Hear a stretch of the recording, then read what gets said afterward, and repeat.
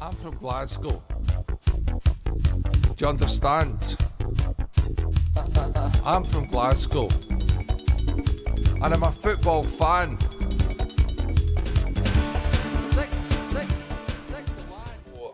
I'm at the West of Scotland Cricket Club, which is just off Dumbarton Road in the West End of Glasgow.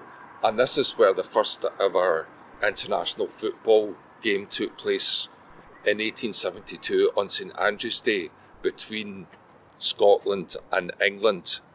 The final score was 0-0. I don't know what the halftime score was, but actually Scotland was really Queen's Park. The Queen's Park team represented Scotland. I went to see my team play just the other Saturday against the old enemy. Who's that? Who that is, I'll no say. They had to hire this cricket ground to play. This game was important, not just because it was the first international. It was also important because the Scottish taught the English a lesson.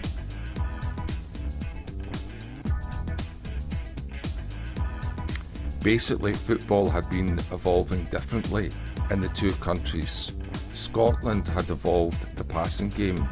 In England, football had, to a degree, come out of rugby. It was more individualistic. The English players and the rules could hack, whereas the Scottish game was more a team collective effort. The southern players soon realised the advantages of the passing game. Another thing we notice is the wearing of headgear. Heading hadn't taken off in those days, but it soon did. However, the awarding of caps still continues to this day for international players. And in fact, 10,000 people came to see the game here, so you can imagine this is why they knew they needed to get a stadium. So we'll look at the stadium that they got. Cross here. Please mind the gap when alighting from this train.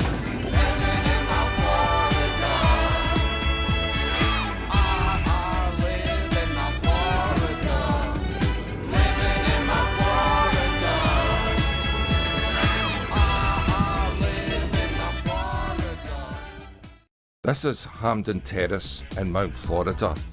Many people think Hampden Terrace is named after Hampden, but actually Hampden, the first stadium, was named after the terrace, the nearest street to where Hampden was.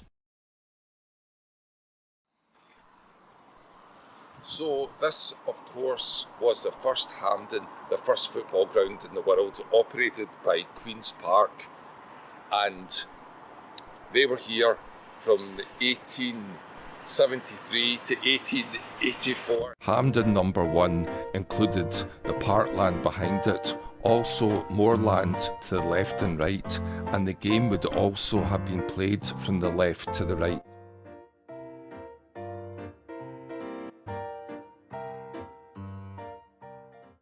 stadium would have included all this ground and also actually the skateboard park across the road here. Cross Hill and Mount Florida did not become part of Glasgow until 1891, and even now we can still see a lot of recreation ground, and there would have been a lot of spare land available at that time, not too far from the ever expanding Glasgow, and this is why the stadiums would have opened up. The road leading to the railway bridge would not have existed.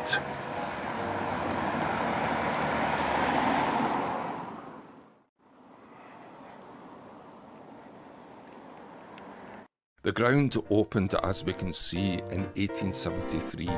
It's interesting to note that the first black international player and captain, Andrew Watson, played then. In 1882, Scotland gubbed England 5-1, watched by 10,000. In 1884, the Cathcart District Railway line was built, and this was built over part of Hampden, so it was forced to close. This present pavilion is reckoned to include roofing from the original pavilion, the first football pavilion in the world. Turnstiles were introduced here.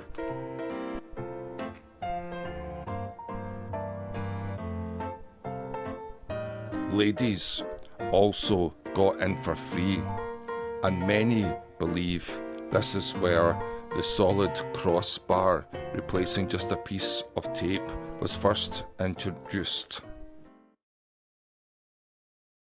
Then they crossed the road over behind me, which is the old Cathkin, but so for 20 years that was Hampden number 2. Because there was another Cathkin down the road at Cross Hill, which we're going to have a look at.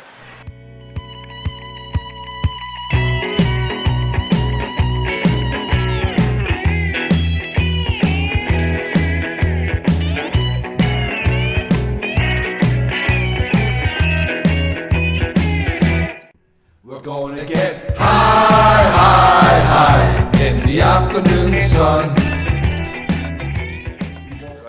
In Cope Street, still in Govan Hill, Queen's Park, and this building here was the regimental headquarters for the unit that 3rd Lanark came out of. The building was rebuilt in 1884, but it still served as the regimental headquarters. It's now private flats.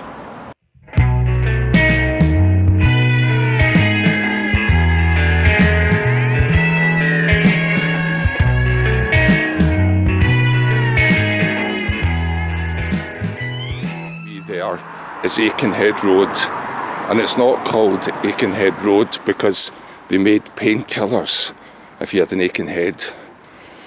It's a very old historic road in Glasgow, but where I'm walking now, this area here was all an old rifle and training ground and was used by the 3rd Lanark volunteers. So it made sense that they opened up a stadium just up there.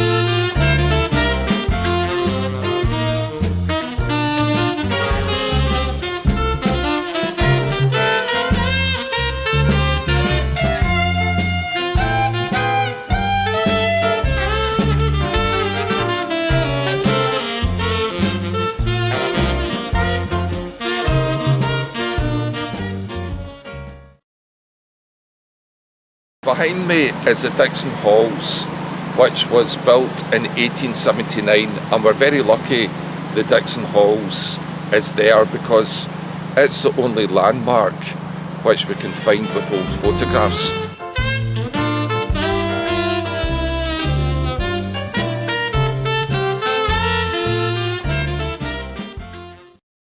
So I'm reckoning that somewhere around about here is where those photographs would have been taken. Now you can't see the Dixon Halls because of the buildings that are there, but I think it's round about here. So this is me actually on Allison Street now. I'm on Boyd Street now, and I reckon here we can see the old tenement and then we can see the new houses. So I think the boundary of the old Cathkins Stadium would have just been here between the old tenement and new house.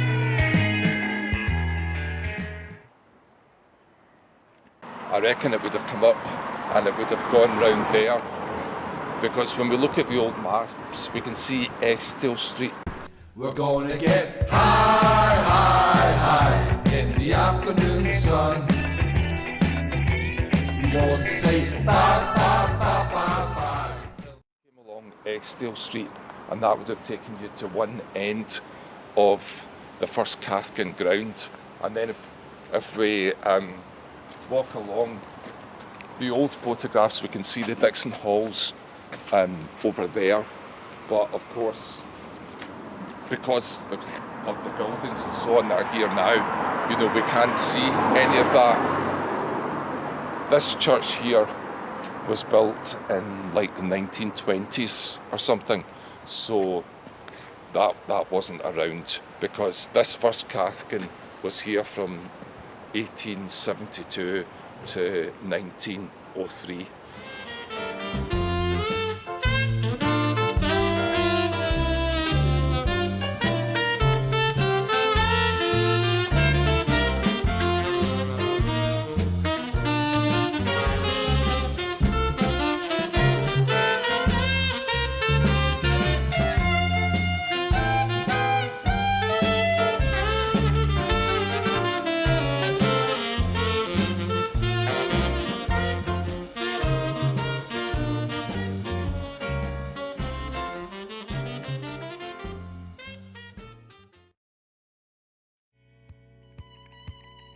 I'm back on the train and I'm on the Cathcart Circle line, and this is significant because this line opened in 1894, and it was a result of the opening of this line and the building of this line that the first Hampden The next stop is Cross Hill. Please was mind the gap when alighting from this train. had to close because part of the pitch was taken away.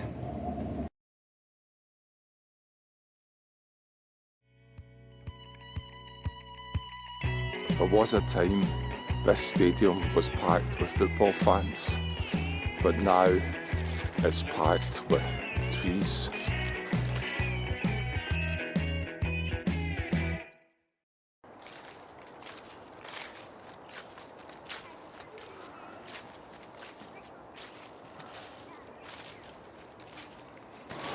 This is, of course, the old Cathkin, but not many people know this is actually Hampden number 2, because what happened, there was Hampden number 1 across the road, which is now a bowling club, and then Queen's Park moved here in about 1883, so from 1883 to around about 1903, so for about 20 years, this was Hampden number 2.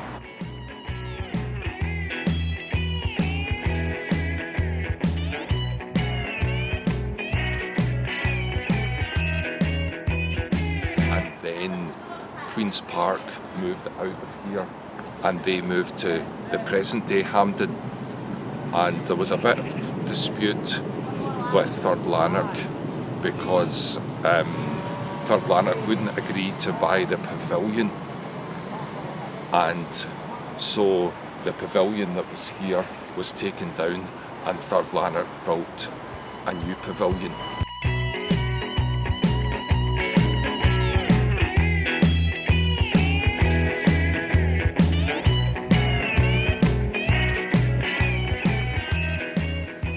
So this is the old terracing here. It used to be the football fans that fell down drunk. Now it's the trees that fall over.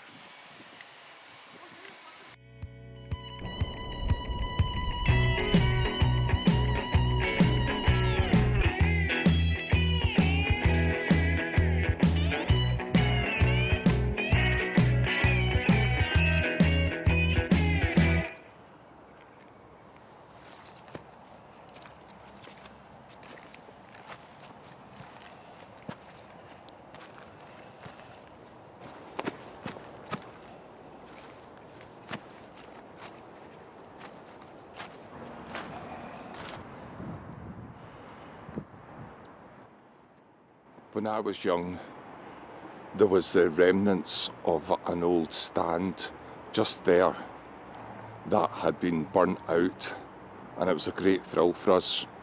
We had to sort of break into the ground. The ground closed in 1967, so this was still the 70s. And I remember coming down here and having my packed lunches and so on.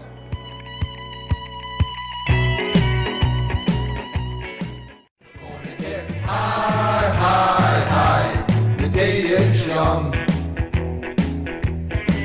I got a rattle in my pocket, got a rocket, and we've only just begun. Hi, hi, hi, the day is young. I got a rattle in my pocket, got a rocket, and we've only just begun. Wearing my Third Lanark replica top today, and this is the Third Lanark logo in the ground at the stadium. And what is distinctive about the Third Lanark logo is the top of the number 3. You can see that it's a straight line. Between 1885 and 1899, 11 Scottish Cup finals were played here. The first winners were Renton, who no longer exist, but they were based out near Dumbarton, and they would go on to play against West Bromwich Albion, and they beat West Bromwich Albion 4-1, and this was considered a world championship because it was the Scottish champions against the English champions, and they beat them 4-1 here, and it was called the World Cup at the time.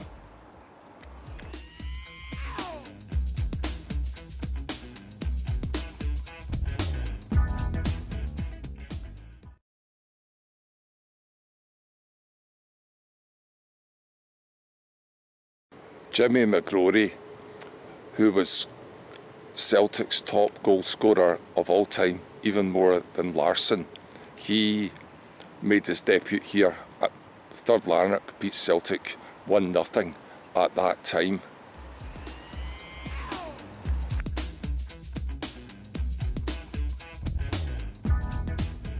Ali MacLeod, the very famous Scottish manager, also played for Third Lanark.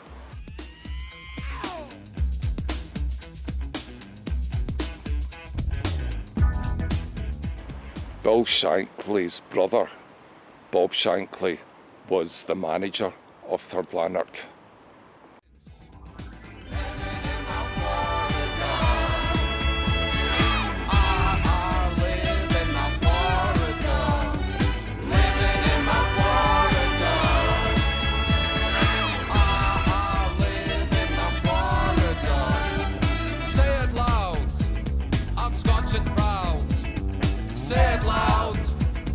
Scots and proud.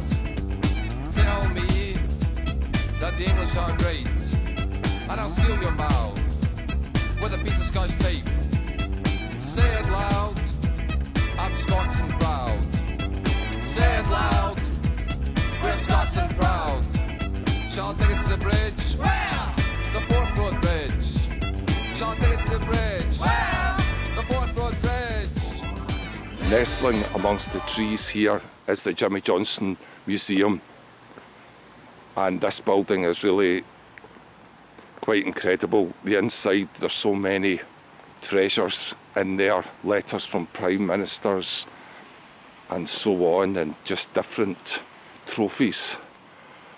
And it's in Cathkin.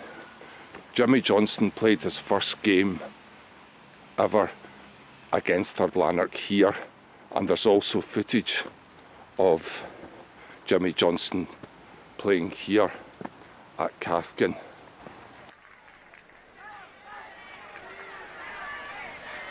Johnston.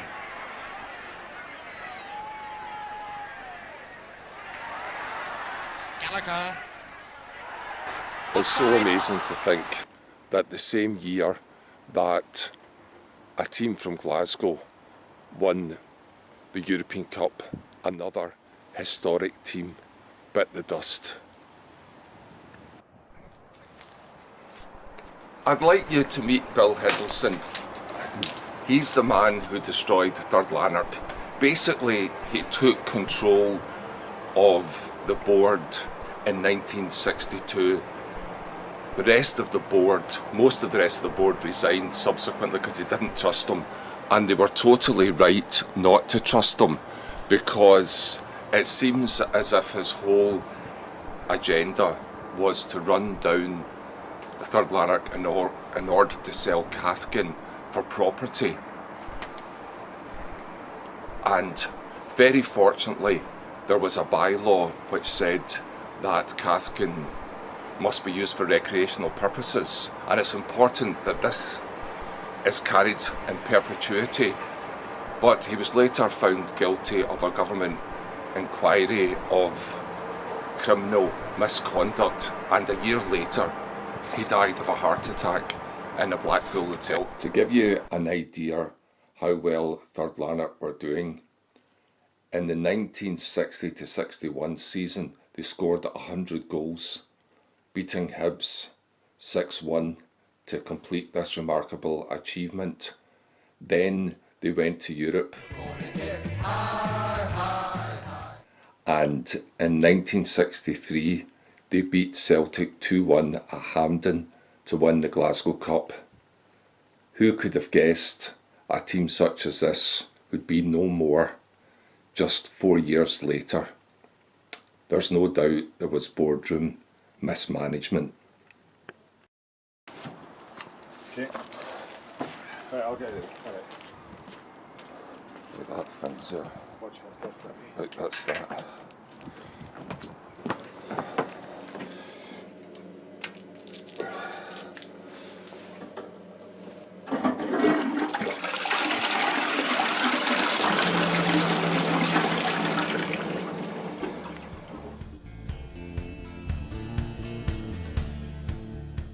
I've taken the short walk from Cathkin to Hampden, and I'd like to look at a Queen's Park player but also a Scotland player whose name is still well known in the west of Scotland.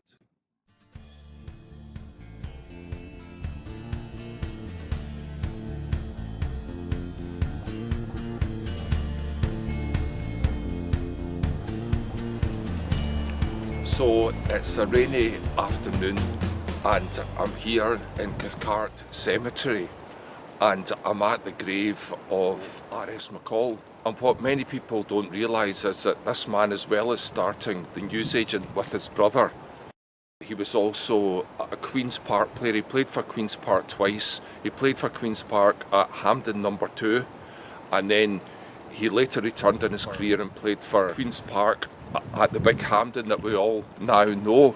But he also played for Newcastle United and Rangers. He played for Scotland 13 times and he scored 13 goals.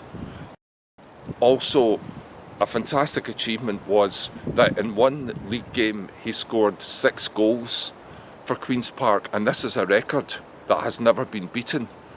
In 2011 he was inducted into the Scottish Football Hall of Fame. Another thing that he's known for in Glasgow is rhyming slang. So for example, one irate neighbour might say to another, "If you don't give me back that lawnmower I let you 5 years ago, I'll come round and I'll kick you in the R.S. McCalls." In the early days of football, cigarette cards were extremely popular. Recently in Edinburgh, a cigarette card of R.S. McCall from 1900 from Rufford Cigarettes was sold for £6,200. This is actually a record for a vintage football card.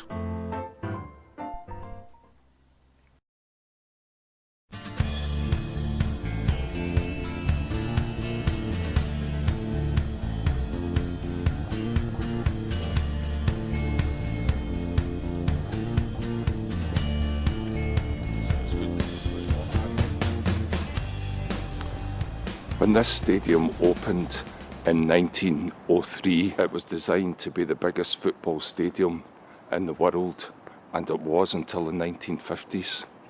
What is also incredible is that Glasgow at that time had the three biggest football stadiums in the world: Celtic Park, Ibrox and here. Initially it was designed to hold 100,000, but very quickly grew to hold 149,000. So the numbers at these games were really incredible.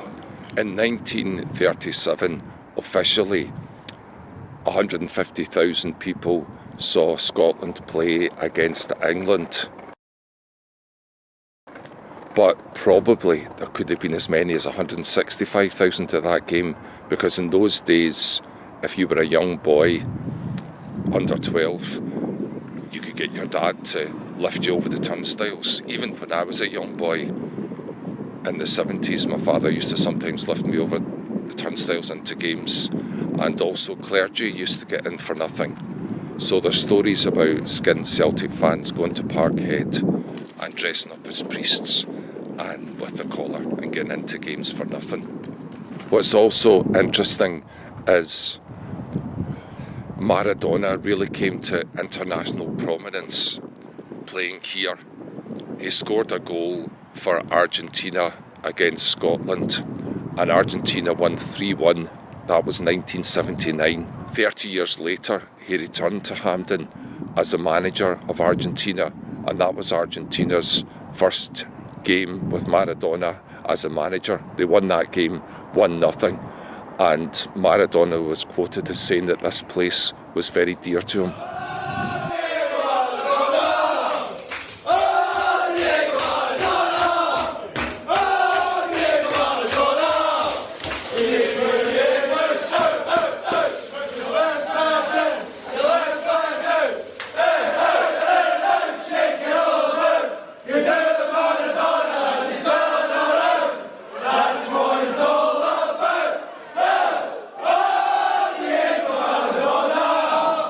So now I'd like to move from one historic stadium to another, lesser Hampden.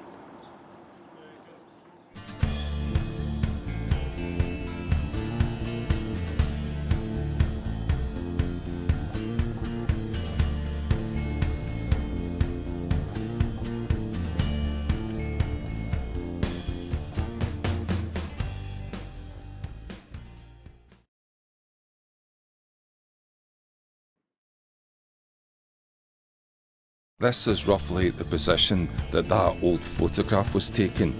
Queen's Park had bought the farmland in 1923, and we can see the old farmhouse, centre right. It's funny to think that as recently as 1923 there was farms here in Mount Florida.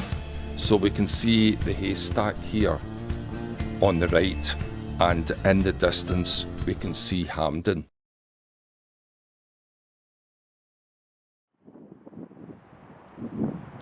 This building would have been built around the same time that Hampden acquired the farmland to build Lesser Hampden. Behind me is the old farmhouse building, which is still part of Lesser Hampden. Now this building was built in the 19th century, and this is the oldest building which forms part of the fabric of a modern football stadium anywhere in the world.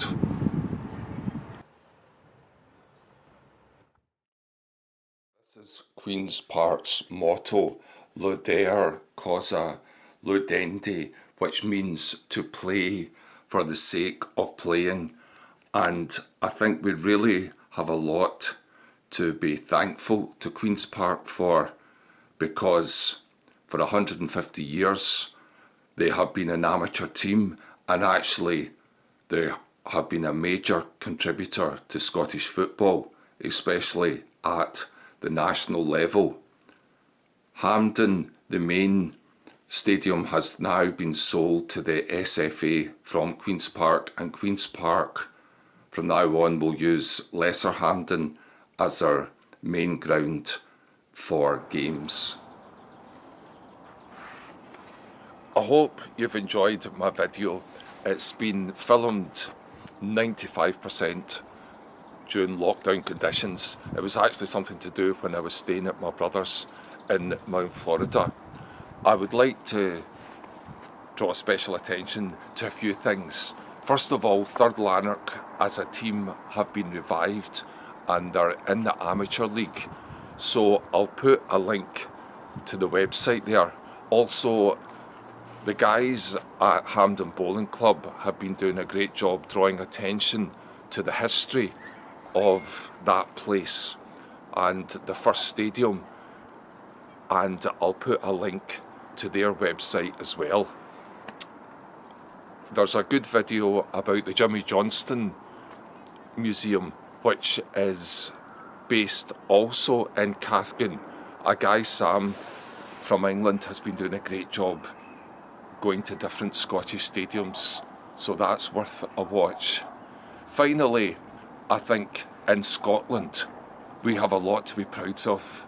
Dare I say, soccer should be renamed the Scottish game.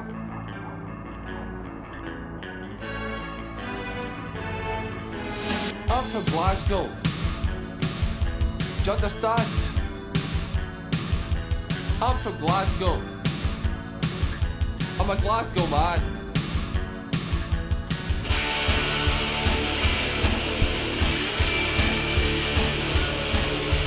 I went to see my team play just the other Saturday against the old enemy.